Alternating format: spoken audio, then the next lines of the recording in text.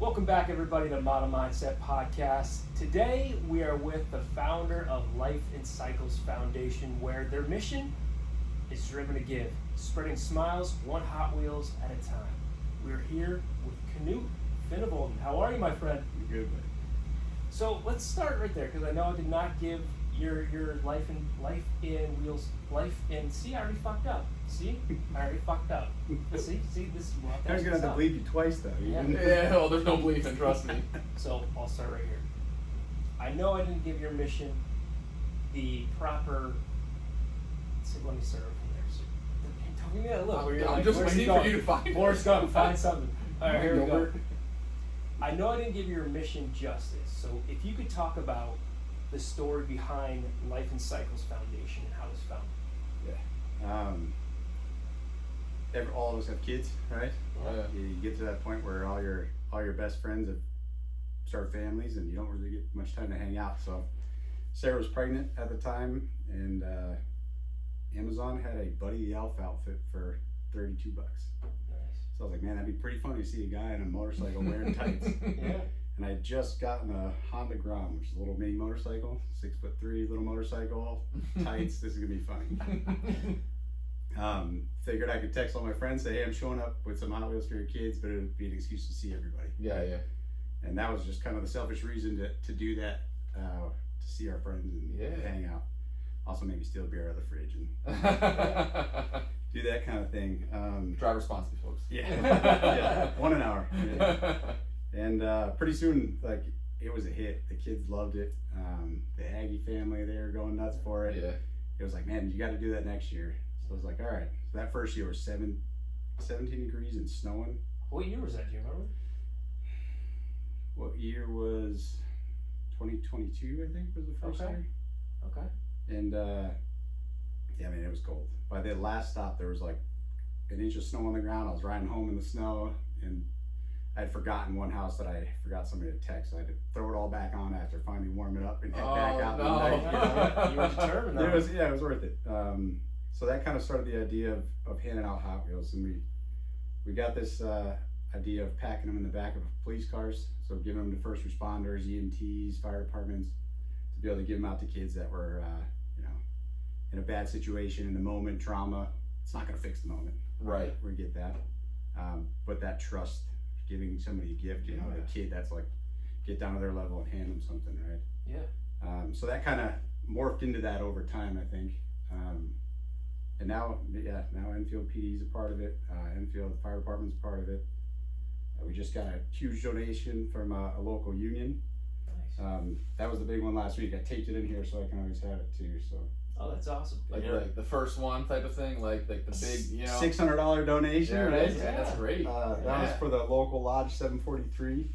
That's Which has some great. friends in it that are part of it too. Yeah. So. Nice. Yeah. That's awesome. And then Collins Aerospace will double that on us, so There that you was a go. cool one. Yeah, so Nice. that'll fill up a bunch. Yep. And did it keep growing year after year? Yeah, this was like one of those things where like it's just fun for me. Yeah. Like a reason to pull out a motorcycle in the wintertime, okay. Yeah. Exactly. Right. If I crash, I'll have it on video. It'd be funny. Yeah. And it was just, let's keep doing it. By last year, it was Tony Campanelli, and Tony decided that he was going to be Santa. Yes. So Which I didn't recognize him at first. It was Really? funny. And so I go, Tony, when you stop by, I go, Tony? And he goes, Santa. And I go, you want me to blow his cover. Yeah. And then my niece's fiance there, Jack, he dressed up as a reindeer. Yeah, that was awesome. So we had a crew, and it was, Sarah playing the route for us. I got to just kind of background on it, and I think last year was the first year I looked at it like, man, this could be something cooler. Yeah. We had a blast, everyone's riding motorcycles. I'm skidding past them for fun, and we're all just messing with each other for the day. So you mentioned there, recording it. Yeah. Right. Like you do a really good job with that. You have. It seems like you got a drone you work with. It, your GoPro. I'm assuming is that what it is on your bike, right? Like all the videos you post are really interesting. Now, did that amplify when you were doing something like this? You're like, oh, this could be really cool to implement some of these, like, you know, the trips I'm taking for this purpose. Like, was that fun to do and a big part of the video making? I love the dorky side of electronics. And Yeah. I have a reason to buy new electronics, right? So I was like, oh, I could buy another GoPro. So Yeah. I think we're at 3 GoPros, Instant 360 camera, hopefully coming soon, and then we have the drone too to follow us around. But now, is that hard to navigate everything? Like when you're doing the drone, explain this to me, right? Because you'll put up a video and you're just driving down this long ass road, and obviously it's a drone overhead. So like, is it you set it up to follow you type of thing? Is that how it works? I do have that feature. My drone's an older one now. The new ones will follow you. So like if you're a hiker, you go through the woods and it'll navigate for you. Okay. Mine does not. It'll hit that tree so fast. I've done that before. You know, FAA says that you have to. I went and got my drone license during COVID. I was bored and thought, like, man, it'd be cool to make a couple bucks with this. Right. Yeah. So I went and took the test and got that. So there are some things you gotta watch out for. You don't want to be over cars and all that stuff. But if I'm by myself on a back road and I can put it off to the side of the road, I'll try to get some shots. Yeah. But I try to do it quick. Yeah. It's like do it as fast as you can to get a cool shot. Yep. I have had it on some back roads where it followed me and nearly takes out a tree. Yeah. Right. You're skimming trees by the end of it. And laughing about it, but Yeah. DJI, if you ever want a drone, DJI, the first year you get like their insurance plan. Yeah. Buy it and crash it into whatever you can. That's what I do. Yeah, you're plugging that too. That's Words good. over That's them. good. Yeah. I love it. Yeah, for sure. Now, my boys absolutely love when you come by. Not when you're also Buddy the Elf, but in general. And anytime around Christmas time, when I say Uncle Knut's coming by on the bike, dressed up as Buddy the Elf, they absolutely love it. When you saw all of the kids that truly were gravitating towards it, but also like me as your friend, I loved it too, because clearly my boys just love it so much. Did that also kind of say, hey, you know, this continues to grow. I enjoy seeing the smiles on the kids' faces. I see what it's doing for my friends who are parents now. Were you like, okay, I'm going to take this a step further. I'm going to have it explore going the nonprofit route? Yeah, I think why I went to the nonprofit idea was we used to always raise money for, I mean, you name it. Growing up, my dad had us volunteering for a bunch of things. My mom, you met my mom? Yeah. She's got a heart of Shout out gold, Patty. right? Yeah. Yeah. And so doing all that, the last one was St. Jude. Some guys at work were talking shit to each other, and we decided, I was like, hey, why don't you guys race a 5K? They were talking about running a 10K, and one could do it, and the other one couldn't. Oh yeah. Oh yeah. So I'm like, race a 5K. Whoever raises $100 more than the next guy gets a 10-second head start, right? By the end of it, That's dude, right? we were like $3,000. That's Wow. a race for St. Jude off of 2 guys talking shit. And I love that stuff. Yeah. It's wicked fun to me. Same with going to give platelets. So that was like what I did during Sarah's pregnancy. If I had spare time, she was at home not feeling hot, I would take off, go give platelets, right? Mhm. Just something you could do to, I don't know if karma's a thing, but if it is, like pay it in as much as you can. Oh, no doubt. Yeah, good energy out is good energy in, man. Yeah. So the whole idea of going through all this paperwork nonsense, and we are still pending. I think I'll hit the date in about a month when they'll get, even to review mine, it's so delayed, right? Right, yeah. But I can have companies match it. And when my company was able to match our St. Jude donation, I'm like, so they can write it off. They're happy about doing that, matching it to us. Like I could double up everything somebody's willing to give us if they know that their company will match it too, right? Yep. And the end goal of this is not just us giving out cars to our community. It's to have people just tag us on Facebook, on Instagram. Right. Say, hey, I just did this ride. These are my friends. I dropped them off to. I want you to mail a pack to this place, right? Yeah. Right. Like kind of just do it on your own and have fun with it, and then we'll do all the packaging, right? Yeah. Peyton loves to package the cars up. Loves to go Hot Wheels shopping with me. That's cool. That's cool. That's cool. Yeah. So it's. So you're like creating a community almost. You know what I mean? Like that's of people that you don't even know, but they're all doing it for the right reasons and the right purpose. You know what I mean? You're creating a purpose in a community. And that's a really hard thing to do on social media. Yeah, because no doubt. everything is fake. Yeah. It's Of a very course. fake place to be. Yep. And no matter how authentic you think you are in that moment, Mm-hmm. to somebody you are the biggest douchebag Oh, they yeah. saw of the day, right? Yep. So, You're trying to cheat the system somehow, Yeah, or do it for clicks or whatever, right? yeah, and that's a it's a weird thing. It doesn't matter what people like that think, right? At the end of the day. Nope. Even when I used to go give platelets, people at work would say that I was getting paid for it. That's why I would go to it. It's just insane. Like, But now, like you're not getting. You get a T-shirt. Yeah. Sweet shirt. You know too, like Mel Robbins. We always talk about Mel Robbins, and she has a great theory, the Let Them theory. He's reading the book right now. I'm listening to that on audio. It's good. But it's so true, man. Because it's like we tend to get in our own minds about what other people think, and it's like you can't control that. Yeah. And if they want to talk that way, and let them. Because then when you say let them, you still have the power. Yeah, exactly. True. Yep. And with all of this, with creating the nonprofit, now are you doing it not only around Christmas time? Like, are you delivering Hot Wheels anytime, or is it like people or places are contacting you, being like, "Hey, this would be a great person or someone to send Hot Wheels"? So I hope for the second part of that. I'm still waiting for that first email. Like, hey, this, you know, like these guys would love to do this. That would be so cool. Right now, I'm going. So like, I drop them off at all the spots, whether they call me back or not. I'll go in another month from now. I'll drop off another 5-pack. Yeah. And leave the flat. I don't care. Right. You know what I mean? What are you gonna tell me? Don't give those toys to give to your kids. Like, yeah. Right. Dave DeMurray is a fireman down in Thompsonville. Yep. So he went one day. Great guy. Yeah, he's awesome, right? And we grew up all playing sports together. Yeah. Pee wee baseball, and I went and dropped off something to him. They got a call as I got there. So about an hour later, I got a text message from him, and he says, "Hey man, I just was at a wreck. Young girl in the car. I gave one of your packs. Like that smile, I can see what you're doing." That's awesome. That is unbelievable. Like, unreal moment. Like it gave me chills. Yeah. And I was like, hell yeah. That was the first one of the day I went and dropped off, and I got that text on the way home, still from the last spot. So it was just a cool thing. You know what I mean? Those are the ones where it's keep it going, keep it local. Yeah. And that's why it's like, if guys start doing this shit, I'll mail them to your house. Yeah. If I know you're gonna go record a video and go drop them off to places, like it's super cool. Yeah. So now, you mentioned that story there. Is there one story that like really sticks out? Is that the one? Because that's pretty powerful. But like, is there one story that you always kind of go back to? Well, no, I think kids in general, I'm a child. Right. I'm a man child. Right? That's the way to be. And those of you that don't know Knut, he is 6'4". So he's quite large.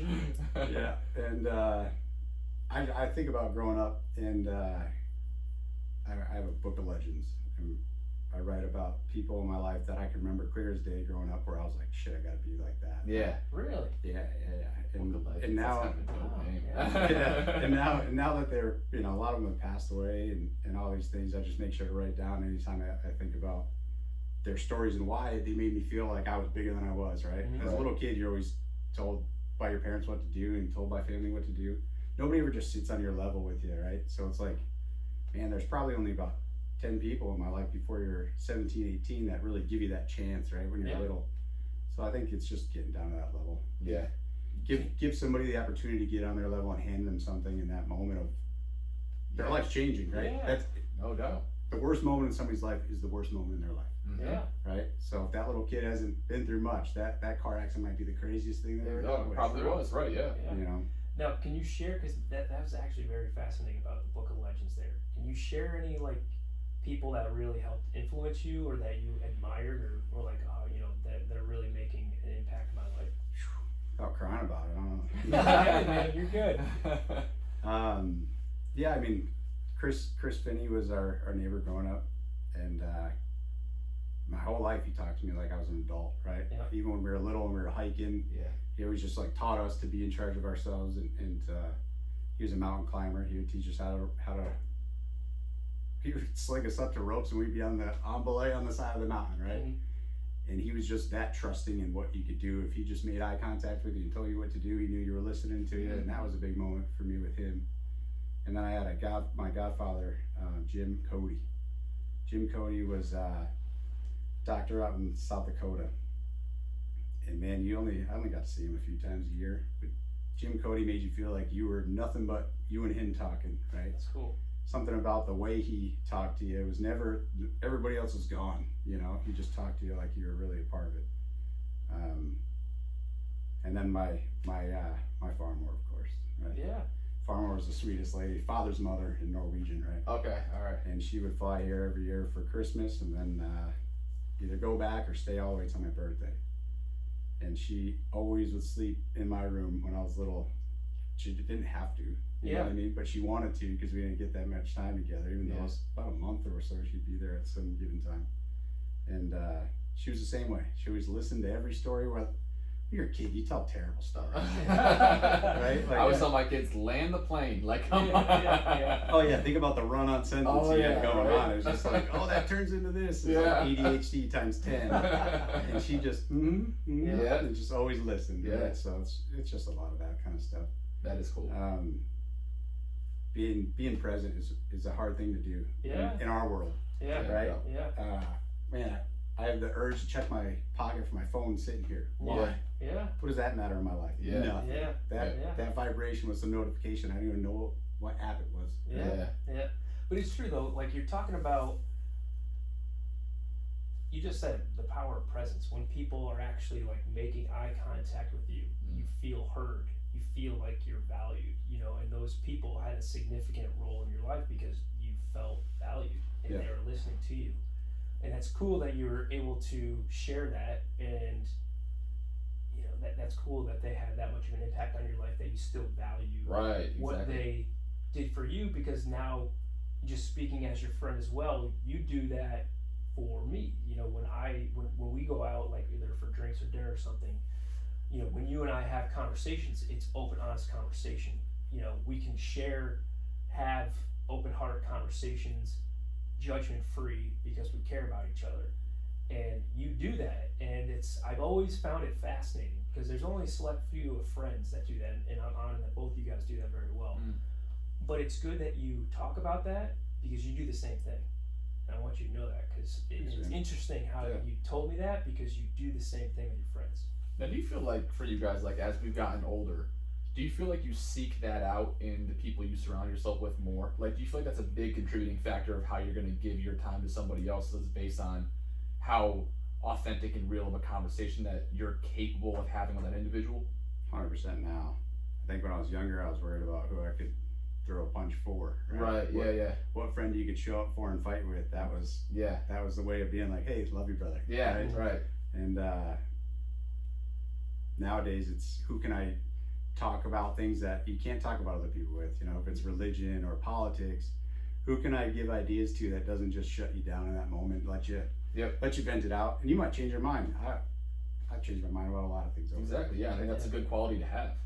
And to say you're like so stubborn to think of any which way of any politics nowadays is mind-blowing to me. Right. It's just like, because it's all a joke. We're all a part of a joke. Yeah, it is, because what it is, it's people not willing to come off of their viewpoint. No matter whether they think it's good or bad, it's I'm on this side, so I believe what's going on this side, no matter good or bad on that side, right? So it's important, I think, politics or wherever, that I think when people are willing to do two things. One, admit they're wrong is a big thing. And two, be willing to take in new information and change their viewpoint on that, and be willing to outwardly say, I changed my mind on that.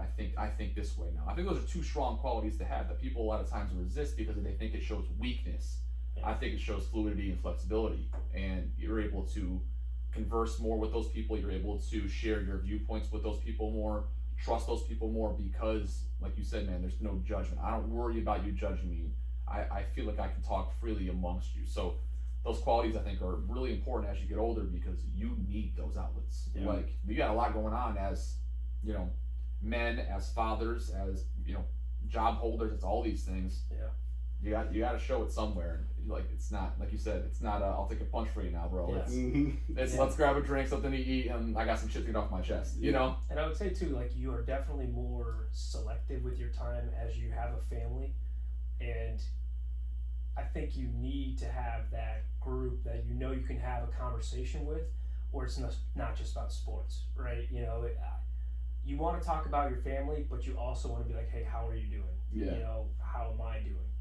Because then you leave that conversation feeling like, oh my God, like I feel good. I feel motivated. I have energy. Yep. And, we talk about energy is real. You feel someone's energy, whether it brings you down or brings you up. And when you feel that, when you're feeling good, it's like, okay, I want to spend time with them. Yeah.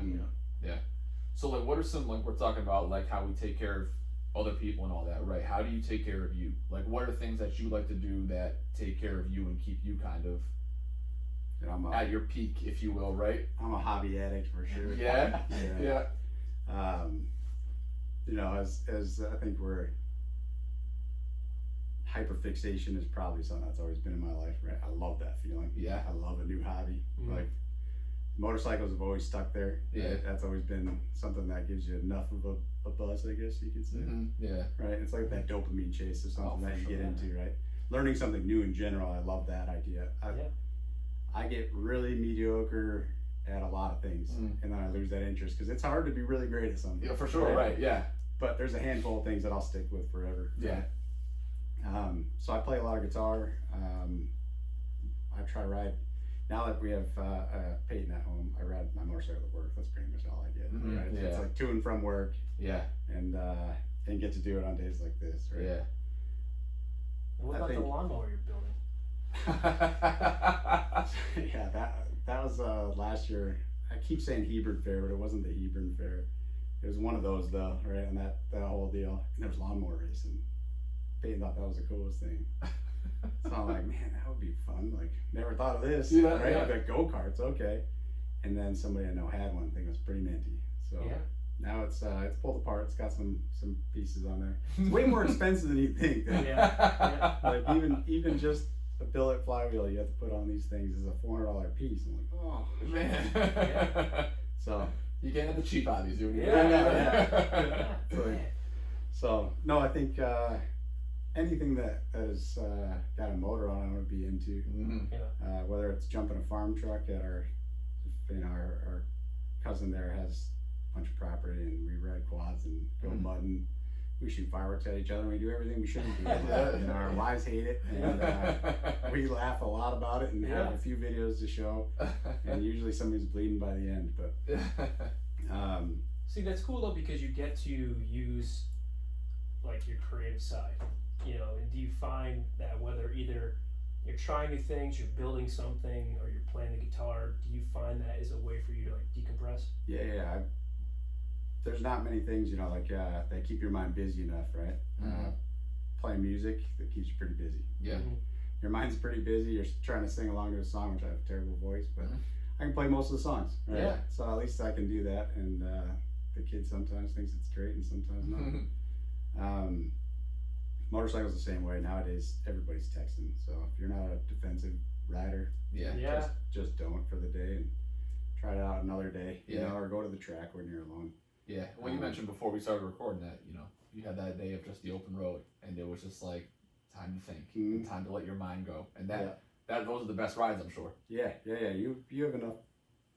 You can have those rides into work where you think about a million things, but you're not really worried about what's going on around you. You're on some back road. Right.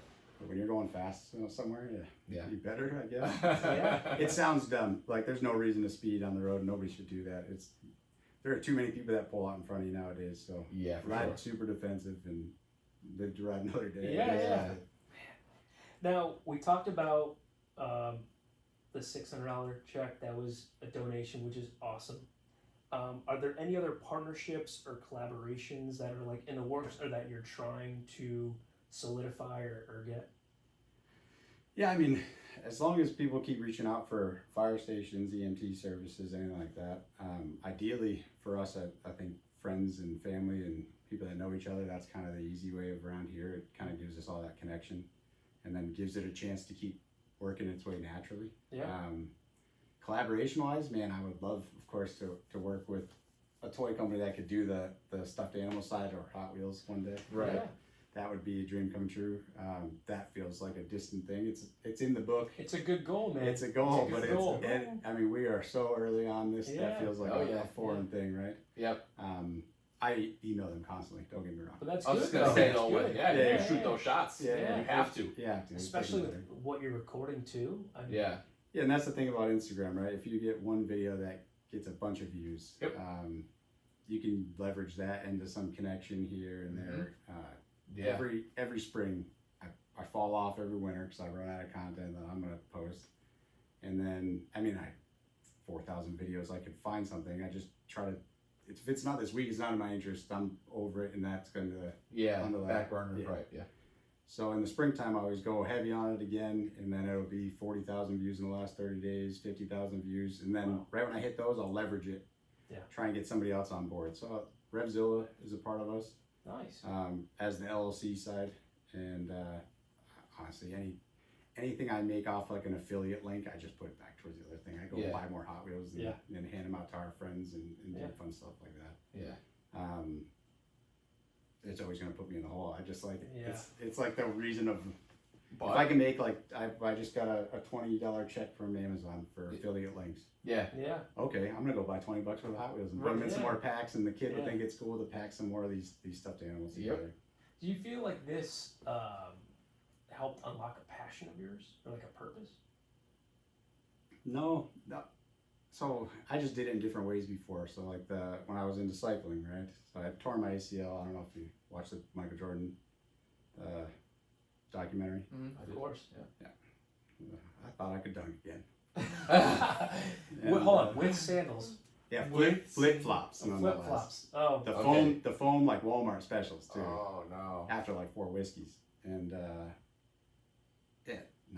9 feet did it. 9.5 feet didn't do it.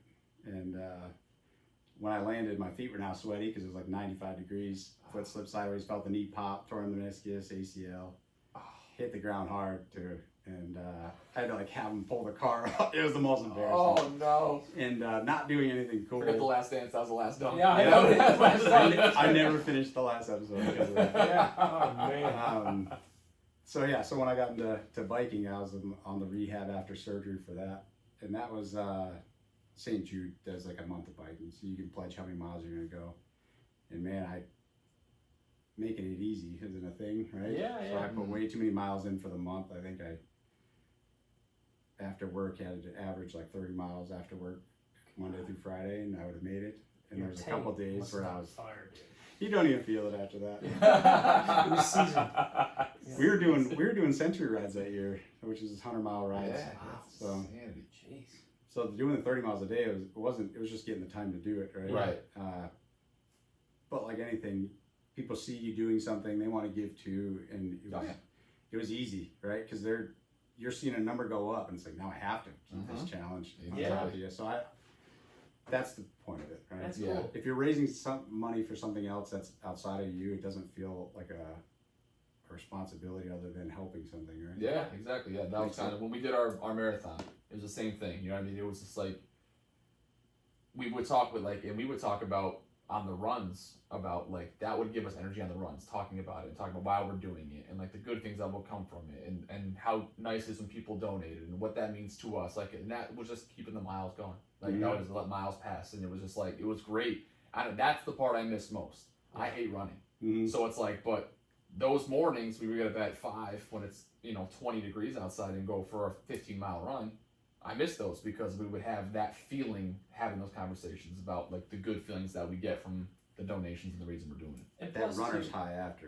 That is very true. Yeah, this guy, he experienced his first runner's high, and he like texted us while he's buying like a steak or something. I did. And that's our right. friend Kevin Coughlin was like, "Hey, welcome to your first runner's high." Yeah. I was camping, and it was like a 6-mile run or something like that. Longest I've ever run up to that point.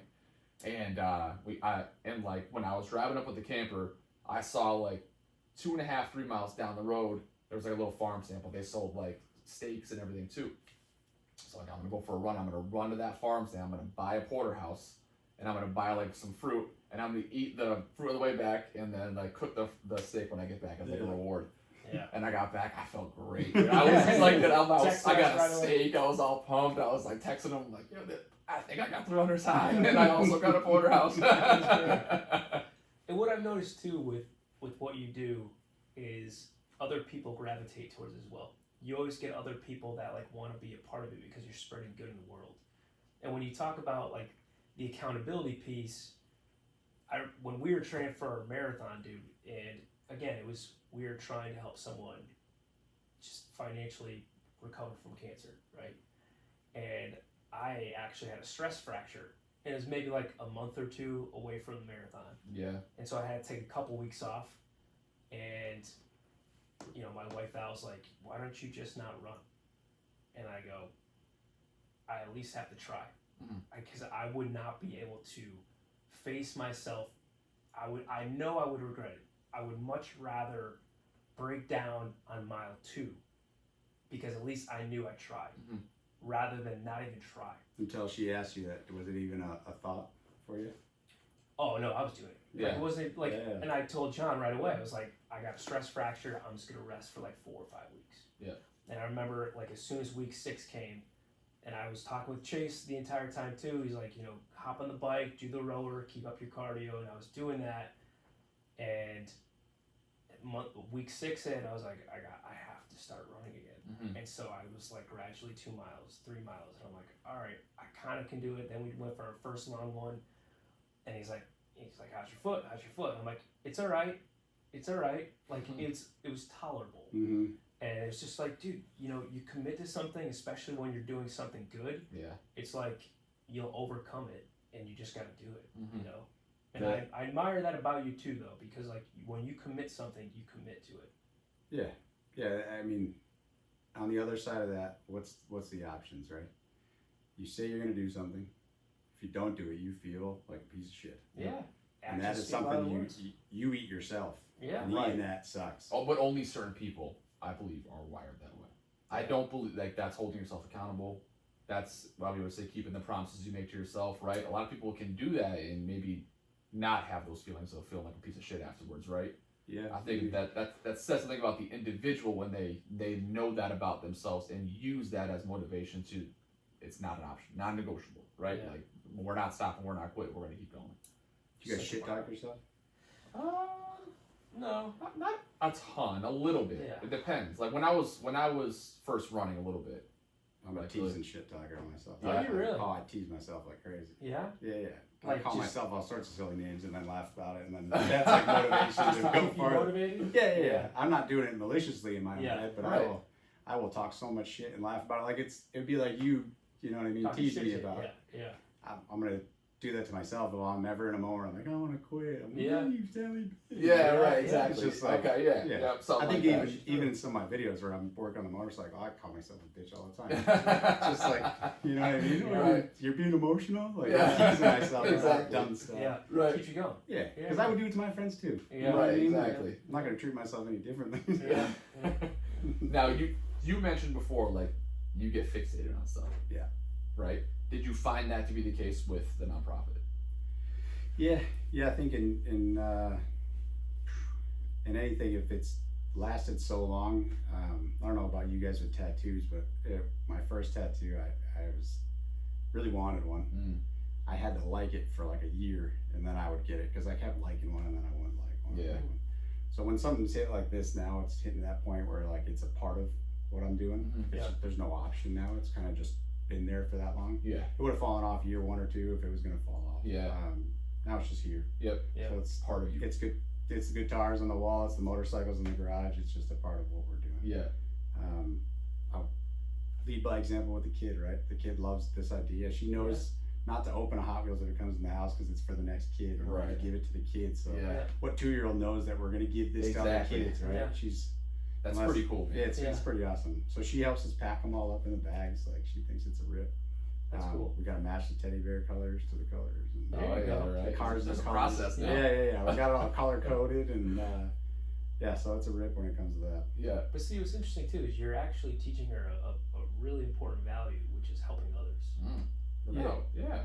You know, Of course. which I mean is very important to instill, especially because you talked about it earlier with your parents volunteering, doing this. It's stuck with you, and now Yeah. you're doing the same thing for your daughter. which Caught is not awesome. taught. My dad, man, we went to so many. He was a ham radio guy, and amateur was a radio. what? Ham Oh. radio. What's that? Like you have to have your license. Okay. You know? Okay. It's like I was K1 KEF. I had to go get my ham radio license to be able to volunteer with these guys. So, and I mean, it was one of those things growing up where you didn't have an option, right? That was what you did on the weekends. We went and volunteered for a running race or March of Dimes. We did the sound for that. and he had all the sound equipment. It was Dee Snyder would show up, Oh, cool. and he would clip those mics, like the amps, every time doing his loud scream. He'd Yeah. try to turn them down as fast as possible Yeah. every time. And it was a tower of Oh, speakers, wow. thousands of watts of power, and he just freaking just clipped that thing every time. But yeah, we did it year after year, and my dad, to this day, he still goes and does Boston Marathon, donates his time towards that, and that's what he's done his whole life. you Yeah. know. My mom, like I said, is Yeah. the kindest lady I know, so it's anytime I've done anything like this, they're not even it's not like they're like coaching me into it, right? It's not even a part of, it's just part of our family in a weird way. Yeah, right. It's just not even expected. It's just who it is, right? Yeah. It's who we are and what we do. That's So it's awesome. kind of turned into that in a weird Yeah. way. I never thought of it that way. Now that I say it out loud, it sounds weird. It's funny, yeah, because you don't even know you're doing that for the family you're building now. Mhm. Like Yeah. those same values are just like are there. It wasn't even a thought. It wasn't even like we have to do this. It's just how you're wired. Yeah. Yeah. You know, it's pretty cool, man. Yeah. It's pretty cool. It says a lot about your family. So, how can we get people to get involved or support your mission? Man, just share it right now. I mean, we're taking donations. Don't get me wrong, we have all that, but Is share it on Instagram? Instagram, TikTok. We're on YouTube. Is it Life in what is it called? Yeah, Life's in so- Cycles Foundation, or Yeah, Life and Cycles Foundation is the main one on. All of my pages will get you to the Buddy Ride Project. okay. Gotcha. So that's the top thing at the top of all the pages. It brings you to that. Yeah. Okay. So if you can get to any of them, it brings you to Linktree. It's that at the top. Mhm. That's the push. Let's be honest. The LLC stuff will be fun if I can get some local motorcycle stuff going, some events and all that, and it's just all gonna push back towards that. Awesome. It's there to share the name, I guess, but Yeah. it's there separately. So they said this logo was too loud for a foundation, so we had to I love change it, over. dude. I love it. Too loud. Yeah, huh? that's too loud for a foundation. The other one, I have to get you guys the other details. The LNC ones, that's gonna be That's the official one. yeah. Yeah. Okay. That's for the foundation. At least. Yeah, right, That's right. cool. The marketing teams, man, they know what they're doing. That's cool. Well, honestly, man, it's been fun having you on here. You know, Thanks you for having spread a lot of good, a lot of love in this world, which we all know we need more of. So please follow and support Life in Cycles Foundation, and nothing but the best is gonna keep happening, buddy. Thanks for coming on. Thanks. Dude, that was money. Dude, that was money, That was huh? fun. Yeah. Wow, you killed it, dude. That a boy. Look at that. You were cool as a cucumber too.